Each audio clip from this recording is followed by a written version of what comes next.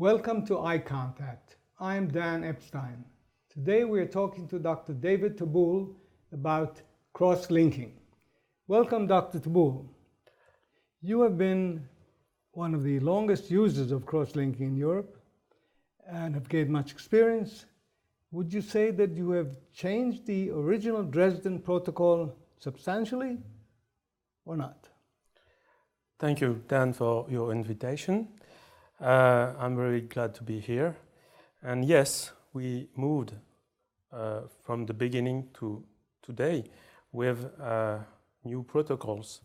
We started with conventional Dresden protocol, as everybody, in about 2003.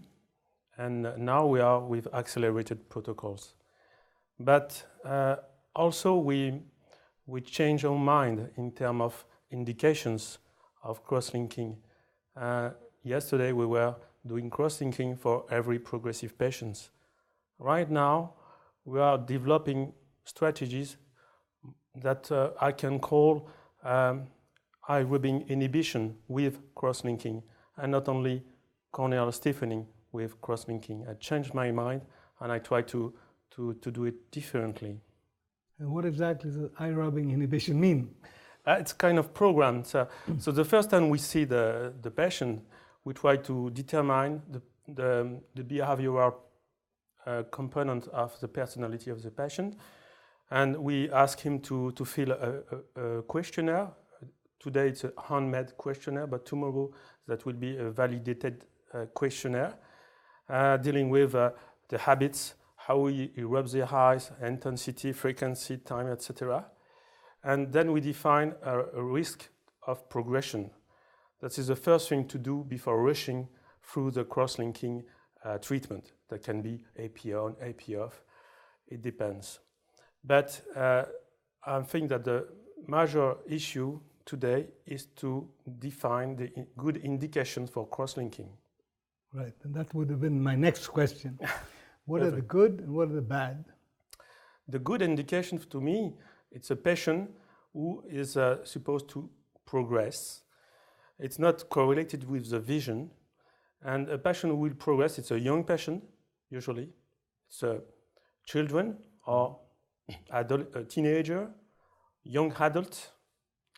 And it's a patient with an abnormal behavior regarding excessive eye rubbing habits. If you ask the patient with a questionnaire, if you take time to listen to the patient, you will be convinced that keratoconus is not a dystrophy, it's not genetics. It's a fatigue of the cornea. It's a behavioral disease, in my point of view. Mm-hmm.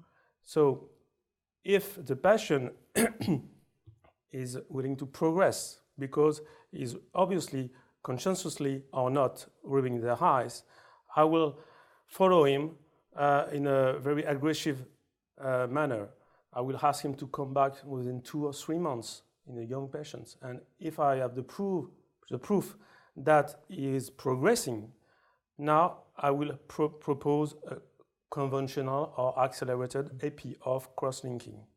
That's my first choice today. And if it's not the case, in a lot of patients, if you explain that they have to stop eye rubbing wrong habits, you will see that the keratoconus doesn't progress anymore in a lot of cases.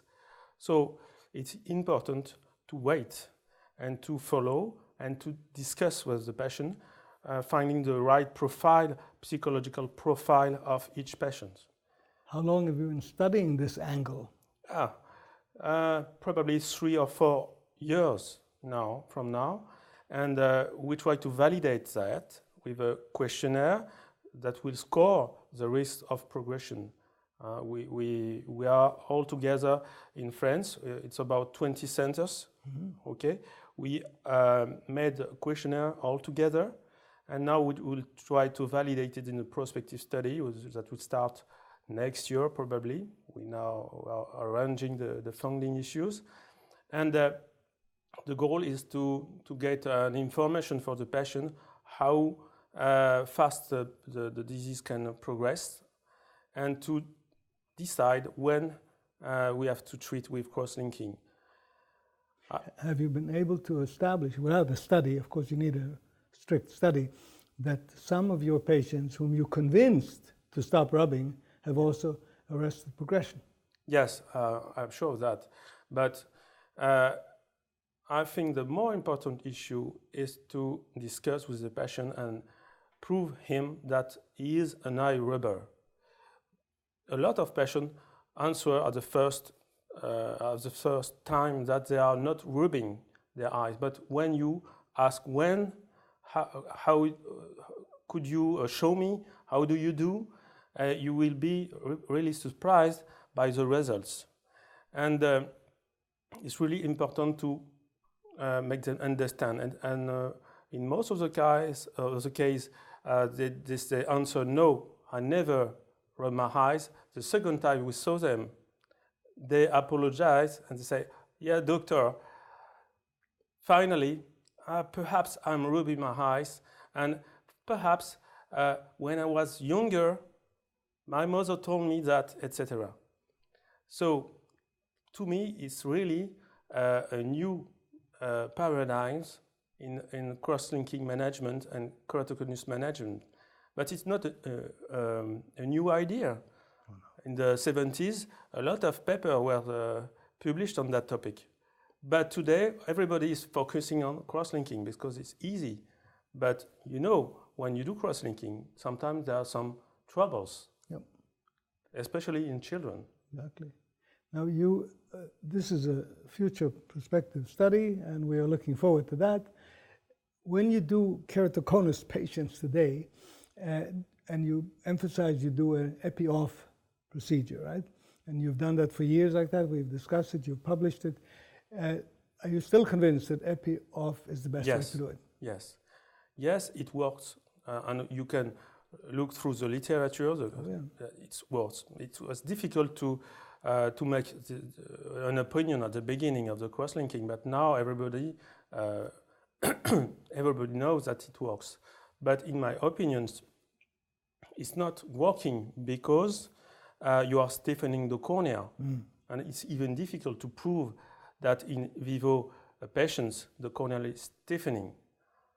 I think that the main issue of that is that when you treat a patient with epi-off cross-linking, you have collateral effects like denervation, like you treat inflammation, you lubricate, you educate, you have a psychological impact.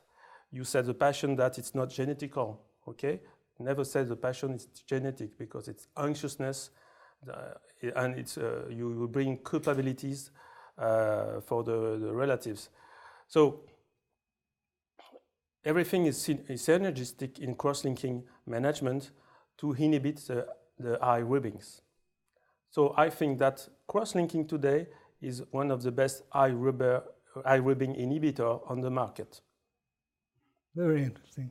When you talk about children and you know that they progress fast, does that mean that you control them more frequently? Yeah, obviously. To do that, yeah. And you have no program where you can photograph patients, videotape them how they behave during the day to see what they're doing?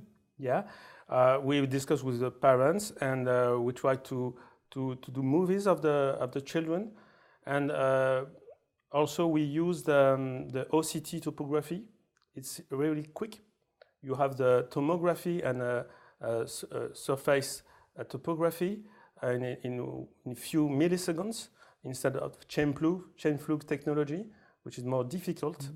And the patient, the children are moving so fast.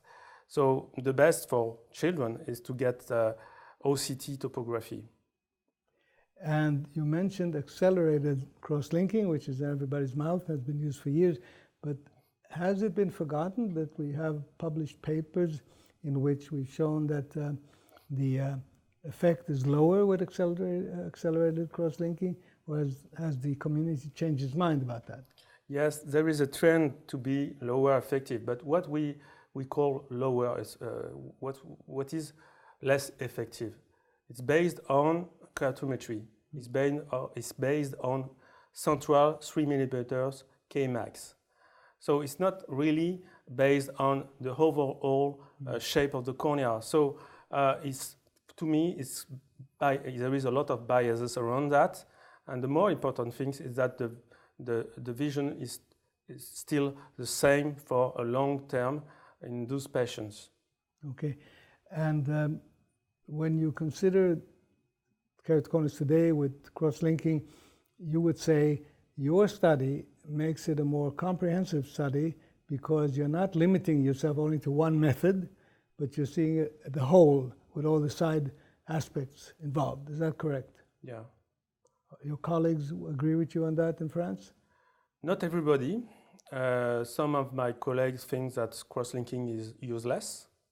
I try to convince them that is not the case, and we have to select a patient, as I mentioned, with a questionnaire, with a psychological profile. And other think that it's better to do AP on cross-linking, but as you know, it depends on the methods. Iontophoresis methods, but perhaps better. But in my point of view, if you don't have any keratocyte apoptosis, denervations, it's not efficient.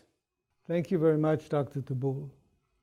For more information on this and related topics, visit us at eurotimes.org.